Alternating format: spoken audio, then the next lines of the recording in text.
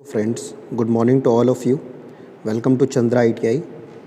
दोस्तों, आज के इस वीडियो में हम AC सर्किट का सेकंड पार्ट करेंगे। पहला पार्ट मैंने आपको दिया था और उस पार्ट में मैंने AC सर्किट के बहुत ही इम्पॉर्टेंट मल्टीपल चॉइस क्वेश्चन कराए थे UPPCL TG2 के लिए। दोस्तों, ये चैप्टर बहुत ज़्यादा इम्पॉर्टेंट है। मैक्सिमम क्वेश्चन इस चैप्टर से पूछे जाते हैं, तो आप सभी के लिए बहुत इंपॉर्टेंट चैप्टर है, इसलिए इस चैप्टर को आप लोग ध्यान से पढ़िए। अगर पहला पार्ट आपने देखा नहीं हो तो उसको देखें। उसमें जो भी मल्टीपल चॉइस क्वेश्चन मैंने कराए थे, उन क्वेश्चन के अलावा जितने भी उन क्वेश्चन से और क्वेश्चन बन सकते थे, उस चीज़ को भी मैंने उसी वीडियो में बताया था। मतलब कि अगर एक क्वेश्चन आप करते हैं तो उसमें 3 चीज़ें मैं बता रहा था, यानी कि एक क्वेश्चन से आपका कम से कम 4 क्वेश्चन और तैयार हो जाते थे। तो चलिए हम लोग चलते हैं और अपना क्वेश्चन करना शुरू करते हैं। और इस वीडियो में भी मैं मल्टीपल चॉइस क्वेश्चन ही आपको बताऊंगा और उन्हीं के सहारे मैं थ्योरी को कवर करने की कोशिश करूंगा। तो चलिए चलते हैं। तो क्वेश्चन नंबर 17 दोस्तों हम लोगों ने कर लिया था और क्वेश्चन नंबर 18 हमको करना है। दोस्तों, कल के क्वेश्चन में मैंने जब आपको समझा रहा था तो क्वेश्चन नंबर 17 में मैंने F की वैल्यू जो है वो 50 रखी थी, वो गलत है। यहाँ पर F की वैल्यू 100 दी हुई है, तो आपको जो वैल्यू दी है वही रखनी है। मिस्टेक हो गई थी, इसलिए वहाँ पर आंसर नहीं आ रहा था। तो आप अगर 100 रखेंगे तो आपका आंसर XL = 2πfl लगाएंगे तो वहाँ से आंसर आपका आ जाएगा। ठीक है, हम लोग क्वेश्चन नंबर 18 करते हैं। देखिए 18 में क्या लिखा हुआ है। लिखा हुआ है प्रतिरोध R2 में कितना वोल्टेज होगा जब निम्न परिपथ में स्विच S खुला हो। ये वाला स्विच दोस्तों जो है वो खुला हुआ है, तो R2 जो ये है इसमें वोल्टेज ड्रॉप पूछा जा रहा है कि कितना इसमें वोल्टेज ड्रॉप होगा। तो दोस्तों यहाँ पर अगर ये सर्किट खुला होगा तो ये जो इतना पार्ट है ये एक तरीके से अलग हो जाएगा, क्योंकि इसमें कोई करंट नहीं फ़्लो हो रही है। जो करंट फ़्लो होगी वो कुछ इस तरीके से फ़्लो होगी, ऐसे जाके इस साइड से ऐसे वापस आ जाएगी। ठीक है, यानी कि इन दोनों रेजिस्टेंस में ही करंट फ़्लो होगी और सेम करंट होगी, इसलिए दोनों रेजिस्टेंस जो होंगे वो सीरीज़ में होंगे।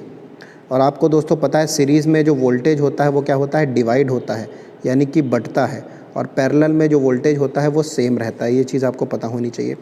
अब देखिए यहाँ पर कुछ बहुत ज़्यादा नहीं करना है, क्योंकि ये जो रेजिस्टेंस है इनका मान समान है। अगर इनका मान अलग अलग होता तो वोल्टेज जो है अलग अलग डिवाइड होता, लेकिन अभी दोनों का मान समान है, इसलिए जो वोल्टेज है वो इक्वली डिस्ट्रीब्यूट होगा, समान रूप से डिस्ट्रीब्यूट होगा। तो यहाँ पर जो वोल्टेज है वो 380 है। 380 को 2 पार्ट में केवल डिवाइड करना है आपको। 2 से भाग कर दिए आ जाएगा, 2 × 2 2 9 18 0 190 आपका हर रेजिस्टेंस के अक्रॉस वोल्टेज होगा। आपसे R2 के बीच पूछ रहा है तो R2 में भी 190 होगा। अगर R3 पूछता तो वहाँ पर भी 190 होता, क्योंकि जो है दोनों की वैल्यू सेम है। तो यहाँ पर आंसर आपका आ जाएगा D 190। ठीक है, नेक्स्ट क्वेश्चन की ओर बढ़ते हैं हम लोग। देखिए बहुत सिंपल क्वेश्चन है ये। यहाँ पर बोला गया है कि नीचे दी गई कुंडली में एमीटर का पाठ्यांक। यहाँ पर दोस्तों एक एमीटर लगा है। एमीटर जो होता है वो करंट मेज़र करने के लिए किया जाता है, आप सभी को पता होना चाहिए। और सीरीज़ में इसको लगाते हैं। कुछ इंपॉर्टेंट पॉइंट दोस्तों मैं बताते हुए चलता हूँ, इनको आप बिल्कुल नोट किया करिए अगर आपको नहीं पता है तो। ठीक है, तो इसको सीरीज़ में हम लगाते हैं, ये भी आपको पता होना चाहिए। ठीक है, तो एमीटर का पाठ्यांक पूछा गया दोस्तों। यहाँ पर देखिए आपको मैं दिखाऊँ तो 1 एम्पेयर करंट नीचे की ओर जा रही है और यहाँ पर 4 एम्पेयर करंट नीचे की ओर जा रही है, दिखाया गया हुआ है 1 एम्पेयर और ये 4 एम्पेयर। तो ये दोनों केवल प्लस हो जाएंगे तो टोटल 5 एम्पेयर करंट हमारा आ जाएगा। ठीक है, अगर कुछ समझ में ना आया हो तो प्लीज़ कमेंट करना, तो मैं ज़रूर आपको बताऊँगा। अगले क्वेश्चन की ओर बढ़ते हैं हम लोग। क्वेश्चन नंबर 26 देख लीजिए। एक्चुअली ये रैंडम क्वेश्चन है दोस्तों, जो इंपॉर्टेंट क्वेश्चन है उन्हें ही मैं केवल ले रहा हूँ। ठीक है, तो कोई किसी भी नंबर का क्वेश्चन कहीं भी आ सकता है। आप केवल क्वेश्चन पर ध्यान दीजिए और इनको प्रैक्टिस करने की कोशिश करिए। अगर मैं क्वेश्चन कोई लगाता हूं तो उसका आंसर पहले आप निकालने की कोशिश करिए वीडियो पॉज करके, और जब आंसर आपका निकल आए तो उसको कमेंट बॉक्स में लिखिए। उसके बाद आप देखिए कि आंसर क्या आता है। अगर कोई क्वेश्चन मैं गलत बताता हूँ तो कमेंट बॉक्स में ज़रूर मुझे कमेंट करिए, ताकि मैं उसे एक बार और देख सकूँ और उसमें सुधार कर सकूँ। क्वेश्चन नंबर 26 आप लोग देखें। 4 पिकोफैरेड मान प्रत्येक के 2 संधारित्र श्रेणी क्रम में जुड़े हुए हैं, यानी कि 2 कैपेसिटर दोस्तों हैं वो सीरीज़ में जुड़े हुए हैं इस तरीके से, और इनकी जो वैल्यू है वो 4 पिकोफैरेड है। ठीक है ना, ये 4 पिकोफैरेड। ठीक है, तो दोस्तों यहाँ पर टोटल वैल्यू हमसे पूछी गई है कि कुल जो मान धारिता होगी वो पूछी गई है। तो आप सभी को पता होगा कि रेजिस्टेंस जैसे हम कैलकुलेट करते हैं सीरीज़ पैरेलल में, जस्ट उसका अपोजिट, उसका उल्टा हम कैपेसिटेंस को जोड़ते हैं। अगर कैपेसिटेंस सीरीज़ में लगे हैं तो दोस्तों ये क्या होते हैं, पैरेलल की तरह। रेजिस्टेंस में जैसे पैरेलल जुड़ते थे वैसे जोड़ा जाता है। और कभी भी अगर हम इनको पैरेलल जोड़ेंगे, यानी कि इसमें जो फॉर्मूला लगेगा वो ऐसे लगेगा, 1/C = 1/C1 + 1/C2। ठीक है ना। अगर यहाँ पर हम 4 रखेंगे C1 और C2 के प्लेस पर और C का जब मान निकालेंगे तो वहाँ से 2 पिको फैरेड आएगा, ठीक है। तो यहाँ पर आंसर जो आएगा आपका 2 आएगा, ठीक है। आंसर नंबर ए होगा। ध्यान से सभी क्वेश्चन पढ़िए, बहुत इंपॉर्टेंट क्वेश्चन है दोस्तों। क्वेश्चन नंबर 27 देखिए आप सभी लोग। 27 में क्या लिखा हुआ है, कैपेसिटिव एसी परिपथ में। तो कैपेसिटिव एसी परिपथ में कल मैंने आपको बताया था जो वोल्टेज होता है वो करंट से आगे चलता है, यानी लीड करता है, ठीक है ना। तो पहला ऑप्शन है धारा वोल्टेज से आगे चलती है, तो ये सही बात बोली जा रही है। दूसरा है पीछे चलती है, ये गलत हो जाएगा। तीसरा है धारा वोल्टेज के साथ चलती है, ये भी गलत है। साथ साथ तो रजिस्टिव सर्किट में चलती है, कैपेसिटिव में नहीं। और धारा वोल्टेज से आगे, वोल्टेज धारा से आगे चलता है, ये भी गलत है। धारा वोल्टेज से आगे चलती है, ये सही है। तो पहला ऑप्शन जो होगा वो सही होगा। 27 का ए नंबर, क्वेश्चन नंबर 27 का ऑप्शन ए सही होगा। अगला क्वेश्चन हम लोग देखते हैं, ठीक है। उसी टाइप सा एक क्वेश्चन और है, 28 नंबर क्वेश्चन देखिए। लिखा है जब शुद्ध धारिती परिपथ यानी प्योर कैपेसिटिव सर्किट, उसी सर्किट की बात हो रही जब हम लोग बात कर रहे थे, के मध्य प्रत्यावर्ती वोल्टेज प्रयुक्त होता है। दोस्तों मैंने बताया था कि जो करंट होती है, अगर कैपेसिटिव सर्किट है तो करंट जो होती है 90 डिग्री लैग करेगी, 90 डिग्री लीड करेगी, आगे चलेगी, ठीक है ना। अभी पिछले क्वेश्चन में भी बताया था करंट आगे चलती है। अगर इंडक्टिव सर्किट है तो वहाँ पर लैग करती है, और अगर प्योर होगा तो प्योर 90 डिग्री आ जाएगा, ठीक है ना। अगर कुछ कम ज़्यादा होता है तो वहाँ पर एंगल डिफरेंस हो सकता है, लेकिन लीड ज़रूर करेगी। तो यहाँ पर देखिए पहला ऑप्शन क्या दे रखा है, पहला ऑप्शन दिया है धारा 90 डिग्री से वोल्टेज के पीछे पश्चगामी होती है, तो ये गलत बात है, ठीक है ना। ये सही चीज़ नहीं बोली गई। पीछे पश्चगामी का मतलब लैगिंग, तो लैग नहीं करती, अग्रगामी होती है, यानी कि लीड करती है। धारा वोल्टेज से चतुर्थांश चक्र से अग्रगामी होती है, ये ऑप्शन बिल्कुल सही है दोस्तों। चतुर्थांश चक्र का मतलब होता है 90 डिग्री, एक चतुर्थांश चक्र जो होता है वो 90 डिग्री को कवर करता है, तो आगे चलती है, ये भी बोला गया इसमें। तो ऑप्शन बी जो होगा वो सही होगा 28 का, ठीक है। कोई अगर क्वेश्चन समझ में ना हो तो कमेंट बॉक्स में ज़रूर लिखिएगा। क्वेश्चन नंबर 29 आप लोग देखिए। लिखा है कैपेसिटेंस से प्रभावित नहीं होता है। प्लेटों के मतलब कैपेसिटेंस जो है वो किससे प्रभावित नहीं होता है। तो इसके लिए मैं सबसे पहले एक फॉर्मूला आपको बताता हूँ, C = ε0 A/d ये होता है दोस्तों। अगर एक कैपेसिटर है, उसमें 2 प्लेटें होती हैं, उनके बीच की दूरी जो होती है उससे कैपेसिटेंस प्रभावित होता है।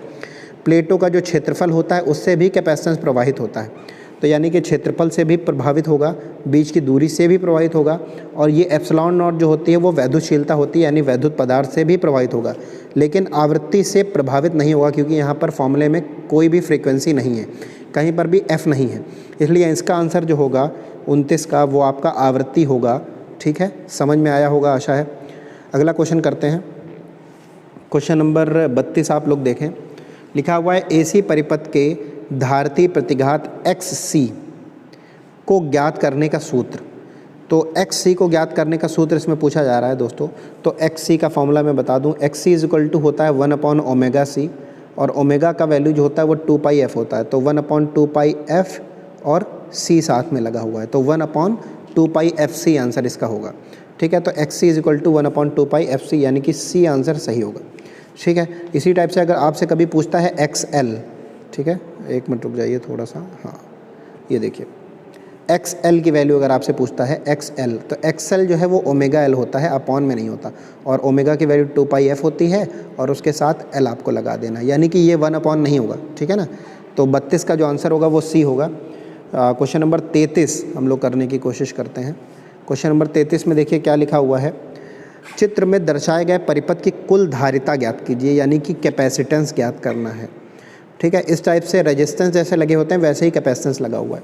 तो ये सीरीज़ में लगे हुए हैं दोस्तों। सीरीज़ में जो फॉर्मूला लगता है कैपेसिटेंस का वो 1/c = 1/c1 + 1/c2 ऐसे करके लगता है, ठीक है। तो यहाँ से अगर इन तीनों को हम 30-30 माइक्रोफैरेड के जो है इनको रखेंगे, तो हमारा जो C का मान आएगा वो क्या आएगा, 10 माइक्रोफैरेड आएगा, ठीक है। चाहे तो आप रख के देखिएगा, आपका आंसर आएगा। उसके बाद इन दोनों को जब रखेंगे तब भी 10 माइक्रोफैरेड होगा, ठीक है दोस्तों। तो ये दोनों 10-10 आ गए, तो अब 2 कैपेसिटेंस केवल बचे और वो पैरेलल में है, ऐसे कुछ इस टाइप से हैं, ठीक है ना। और वो भी 10-10 माइक्रोफैरेड के, ये भी 10 का है और ये भी 10 का है। इन दोनों को पैरेलल में है तो हम इन दोनों को केवल जोड़ देते हैं, यानी कि पैरेलल में जो C की वैल्यू होती है वो C = C1 + C2 होती है, ठीक है ना। तो यहाँ पर 20 माइक्रोफैरेड आ जाएगा, 10-10 को जोड़ेंगे तो आंसर A होगा, ठीक है। आशा है आप सभी को ये भी प्रश्न समझ में आया होगा। और चलिए अगले क्वेश्चन की ओर हम बढ़ते हैं अपने। साथियों बढ़ते हैं हम अपने अगले प्रश्न की तरफ। क्वेश्चन नंबर 35 देखते हैं।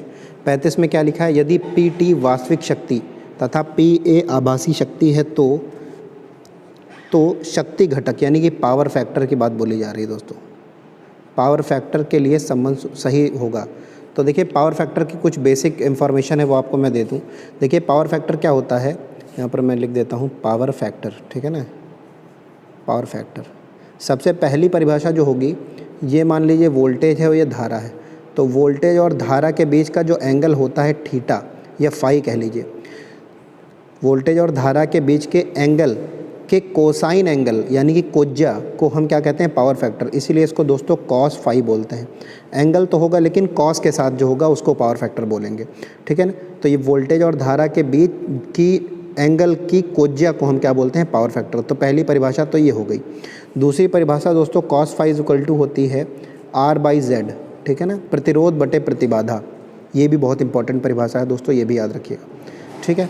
तीसरी परिभाषा जो होती है पावर फैक्टर की वो होती है वास्तविक शक्ति यानी कि रियल पावर, या इसको वास्तविक शक्ति हिंदी में ही लिख सकते हैं, वास्तविक शक्ति बटे आभासी शक्ति, ठीक है ना, आभासी शक्ति, ठीक।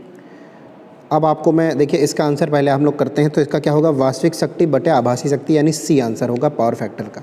अब मैं आपको बताता हूँ कि वास्तविक शक्ति क्या होती है, रियल पावर क्या होती है दोस्तों। बहुत इंपॉर्टेंट है, आप लोग इसको स्किप मत करिएगा, क्योंकि अगर जिसको नहीं पता है वो ज़रूर वो स्किप मत करे, अगर जिसको पता है तो वो स्किप कर सकता है। वास्तविक शक्ति जो होती है उसको हम VI cos फाई से डिनोट करते हैं दोस्तों, ठीक है ना। VI cos फाई उसका फार्मूला होता है और इसका जो मात्रक होता है वो वॉट होता है, याद रखिएगा। कभी कभी मात्रक पूछा जाता है कि वास्तविक शक्ति का मात्रक क्या होता है, वॉट होता है, ठीक है। एक होती है आभासी शक्ति, क्या होती है, आभासी शक्ति। आभासी शक्ति जो होती है उसका फॉर्मूला दोस्तों होता है P = VI, यहाँ पर cos फाई नहीं आता, ठीक है ना। और इसका जो मात्रक होता है वो होता है वोल्ट एम्पियर। बहुत इंपॉर्टेंट है दोस्तों मात्रक ये, ठीक है, वेरी वेरी इंपॉर्टेंट। मात्रक ज़रूर याद होने चाहिए, ठीक है। तो आभासी शक्ति का मात्रक क्या होगा, वोल्ट एम्पियर, V से वोल्ट और I से एम्पियर, ठीक है। जबकि cos फाई लग जाता है तो वॉट हो जाता है और वो वास्तविक शक्ति होती है। तीसरी शक्ति होती है दोस्तों रिएक्टिव पावर, जिसको क्या बोलते हैं, अगर हिंदी में कहें तो रिएक्टिव पावर को प्रतिकारी शक्ति बोलते हैं, ठीक है ना, प्रतिकारी शक्ति। रिएक्टिव पावर बेसिकली आप लोग याद रखिए, रिएक्टिव पावर से ही क्वेश्चन पूछेगा। तो रिएक्टिव पावर जो होता है उसका फॉर्मूला होगा P = VI sin फाई, ठीक है ना। यहाँ पर cos फाई नहीं होगा, और sin फाई अगर है तो इसका मात्रक क्या होता है, वोल्ट एम्पियर रिएक्टिव। क्या मात्रक होता है, वोल्ट एम्पियर रिएक्टिव। ये आपको पता होना चाहिए दोस्तों, बहुत इंपॉर्टेंट पॉइंट है ये। तो जो प्रतिकारी शक्ति होगी उसका मात्रक क्या होता है, वोल्ट एम्पियर रिएक्टिव। आभासी शक्ति का वाट होता है, और नहीं, रियल शक्ति जिसको वास्तविक शक्ति कहते हैं उसका वाट होता है, और आभासी शक्ति का होता है वोल्ट एम्पियर, ठीक है। ये सारी चीज़ें आपको दोस्तों याद रखनी है। फिलहाल इस क्वेश्चन का आंसर जो होगा पावर फैक्टर वो आभासी शक्ति बटे वास्तविक शक्ति है। अभी मैं आपको करके दिखाऊँ तो वास्तविक शक्ति का फॉर्मूला होता है P = VI cos फाई, ठीक है ना दोस्तों। और आभासी शक्ति का VI मैंने बताया था, तो VI से VI कटेगा तो cos फाई तो बचेगा, और cos फाई क्या होता है दोस्तों, पावर फैक्टर होता है। तो इसलिए ये आंसर इसका होगा, ठीक है। क्वेश्चन नंबर 36 हम लोग करते हैं। यहाँ पर देखिए 36 में क्या बोला जा रहा है, PA जो है वो आभासी शक्ति है, PT वास्तविक शक्ति है, और PR प्रतिघाती शक्ति या रिएक्टिव पावर, अभी जो बताया था sin फाई वाला वो था रिएक्टिव पावर दोस्तों। तो ये जो आपका आभासी शक्ति होती है वो इन दोनों के वर्ग, इन दोनों के सम के वर्ग के अंडर रूट में होता है, यानी कि ये आंसर होगा, ठीक है ना। इसको आप लोग याद रखिएगा। इसका एक ट्राइंगल बनता है और वहाँ पर पाइथागोरस थ्योरम लगती है, ठीक है। तो ये जो विकर्ण होता है दोस्तों वो PA है मान लीजिए, ठीक है। और जो आपका ये जो रिएक्टिव पावर है उसको आप मान लीजिए यहाँ पर लंब पे, यानी क्या बोलते हैं उसको, परपेंडिकुलर पे, ठीक है ना। तो ये PA आपका PT हो जाएगा, और बचा हुआ ये P वाला पार्ट है। तो ये जब आप कर्ण निकालेंगे तो कुछ ऐसा ही फॉर्मूला बन के आता है, ठीक है ना। अगला क्वेश्चन हम लोग करते हैं दोस्तों, बहुत इंपॉर्टेंट पॉइंट है ये। क्वेश्चन नंबर 27 देखिए, एक प्रतिरोधक में AC धारा प्रवाहित की जाती है तो कौन सी वैद्युत शक्ति ऊष्मा में परिवर्तित होती है। तो दोस्तों ये वास्तविक शक्ति होती है, ठीक है ना। आप लोग याद रखिएगा, जो ऊष्मा जिससे परिवर्तित होगी वो वास्तविक शक्ति ही होती है, ठीक है। क्वेश्चन नंबर 38 आप देखिए क्या लिखा है, एक प्रत्यावर्ती धारा परिपथ यानी ऑल्टरनेटिंग करंट सर्किट के पावर फैक्टर का सूत्र बताना है। तो दोस्तों अभी मैंने आपको बताया था कि cos फाई इक्वल टू क्या होता है, R/Z भी बताया था, और क्या बताया था, वास्तविक शक्ति बटे आभासी शक्ति भी बताया था, और R/Z, देखिए R/Z मैंने बताया है। यहाँ पर Z का मान जो होता है वो ये नीचे वाला होता है, ठीक है। तो ऊपर तो R हाई है और नीचे Z की जगह पर ये आ गया, यानी कि ये भी फॉर्मूला होगा, ठीक है। तो यहाँ पर जो फॉर्मूला होगा वो क्या होगा, D होगा उपरोक्त सभी, D होगा उपरोक्त सभी, ठीक है। 38 का आंसर जो होगा वो D होगा। अब Z जो होती है दोस्तों वो प्रतिबाधा होती है। कल के वीडियो में मैंने बताया था कि प्रतिबाधा होता क्या है, ठीक है ना। प्रतिबाधा का जो फॉर्मूला होता है बेसिकली आपको मैं बताऊं, अगर तीनों चीज़ें लगी हुई हैं तो R² प्लस XL और ये ऐसा साइन होता है XC का होल स्क्वायर ऐसे होता है। ये जो साइन है दोस्तों ना, ये ऐसा साइन है जहाँ पर जो बड़ा होगा उससे दूसरे को माइनस करना है। ऐसा नहीं है कि XL से XC ही माइनस होगा, XC से भी XL माइनस हो सकता है अगर XC बड़ा होगा। तो ये Z का फॉर्मूला होता है जिसको प्रतिबाधा बोलते हैं। और प्रतिबाधा का दोस्तों इम्पिडेंस का मात्रक आप लोग कमेंट बॉक्स में तुरंत हमें लिख के बताएं। इम्पिडेंस का मात्रक मैंने क्या बताया था आपको, प्रतिबाधा का मात्रक क्या बताया था, इसको कमेंट बॉक्स में तुरंत लिख के बताएं। क्वेश्चन नंबर 39 देखिए, 39 क्या लिखा हुआ है, किसी शुद्ध प्रतिरोधी परिपथ का पावर फैक्टर क्या होता है। ये क्वेश्चन दोस्तों प्योर रजिस्टिव सर्किट की बात बोली गई है, इसका पावर फैक्टर पूछा गया है। तो शुद्ध प्रतिरोधी परिपथ में वोल्टेज और धारा जो होते हैं वो सेम डायरेक्शन में होते हैं, कोई फेज़ एंगल नहीं होता, यानी 0 डिग्री का फेस एंगल होता है। और जो पावर फैक्टर होता है दोस्तों वो क्या होता है, cos फाई, और फाई की जगह पर क्या रखते हैं, एंगल। तो एंगल क्या है, 0 डिग्री। तो cos 0 का मान क्या होता है, 1, यानी कि इसका आंसर क्या होगा, यूनिटी, यानी 1। आंसर नंबर ए होगा पहले का, ठीक है ना। अगला क्वेश्चन करते हैं हम लोग। और ये क्वेश्चन दोस्तों बहुत इंपॉर्टेंट हैं। जो क्वेश्चन मैं पूछता हूँ उसको आप कमेंट बॉक्स में तुरंत लिखिए अगर आपको याद आ रहा है। अगर नहीं याद आ रहा है तो आप हेल्प भी ले सकते हैं, लेकिन आंसर आपको लिखना है। इससे आप उस चीज़ को 2 बार लिखेंगे तो आपको वो परमानेंटली याद हो जाएगा, ठीक है। हम लोग अगले क्वेश्चन की तरफ अपने बढ़ते हैं। क्वेश्चन नंबर 42 देखिए आप लोग। 42 में क्या लिखा हुआ है, एक श्रेणी RC परिपथ का प्रतिरोध 5 ओम है और कैपेसिटिव प्रतिघात जो है वो 12 ओम है। बोला गया उसकी प्रतिबाधा क्या होगी। दोस्तों यहाँ पर R और C दोनों लगे हुए हैं सीरीज़ में, तो प्रतिबाधा यानी Z पूछा जा रहा है। तो Z का जो फॉर्मूला बनेगा वो R² प्लस XC का होल स्क्वायर बनेगा, ठीक है। तो R² का मान कितना दे रखा है, 5 का जो होगा वो 25 होगा, प्लस XC कितना दे रखा है, 12 का स्क्वायर 144 होगा। इनको जब आप जोड़ेंगे तो 169 आएगा, और 169 का वर्गमूल यानी अंडर रूट जो होता है वो 13 होता है। तो आंसर जो आएगा वो क्या आएगा, C आएगा 13, ठीक है। तो 42 का आंसर जो होगा वो 13 होगा। अगला क्वेश्चन करते हैं, क्वेश्चन नंबर 43 देखिए आप सभी लोग। क्या लिखा है, RLC श्रेणी परिपथ का परिणामी प्रतिघात होता है। तो RLC श्रेणी परिपथ का परिणामी प्रतिघात क्या होता है, XL माइनस XC नहीं होता है, होता है XL, और ये ग्रेटर देन इक्वल का सिंबल जो है ये होता है, ठीक है ना। जो ग्रेटर होगा उससे माइनस करना है, माइनस का फॉर्मूला नहीं होगा, ठीक है ना। अभी मैंने आपको बताया ये फॉर्मूला, ये सिंबल लगेगा, ठीक है ना। तो इसका आंसर क्या होगा, D होगा। 43 का जो आंसर होगा वो D होगा। नॉर्मली आंसर इस पर स्टूडेंट लगा देते हैं, वो गलत हो जाता है, ठीक है। तो 43 का जो आंसर होगा वो क्या होगा, D होगा। अगला क्वेश्चन करते हैं हम लोग। क्वेश्चन नंबर 40 आप देखिए, इम्पिडेंस ज्ञात करने के लिए कौन सा सूत्र प्रयोग होता है जिसमें प्रतिरोध व रिएक्टेंस शामिल हो। तो आप सभी को पता है Z = √R² प्लस X का स्क्वायर कह लीजिए, ठीक है ना। X में दोनों चीज़ें आ रही हैं, ठीक है ना। तो ये फॉर्मूला होता है, आप सभी को पता है। तो 40 का जो आंसर होगा वो आपका A होगा। दोस्तों ये मैग्नेटिज्म जो आपका AC सर्किट चल रहा था उसका दूसरा पार्ट है, और उसका अंतिम क्वेश्चन मैंने आपको कराया है। अगर आपको कोई क्वेश्चन नहीं समझ में आ रहा है तो आप कमेंट बॉक्स में लिख सकते हैं, मैं उसका एक्सप्लेनेशन आपको ज़रूर दूंगा। अगर दोस्तों वीडियो अच्छा लगा है तो इसे लाइक करें और अपने दोस्तों के साथ शेयर ज़रूर करें। और अगर आप एक बार शेयर कर देंगे दोस्तों तो मेरी मेहनत जो है वो सफल हो जाती है, और मुझे भी अच्छा लगता है कि मेरे वीडियोज़ जो हैं वो लोग पसंद कर रहे हैं। उसके अलावा अगर चैनल पर नए आए हैं तो सब्सक्राइब ज़रूर करें, टाइम टू टाइम आपको वीडियोज़ मिलती रहती हैं, ठीक है दोस्तों। फिर इतना ही आपसे कहना था, ठीक है। Bye bye everybody.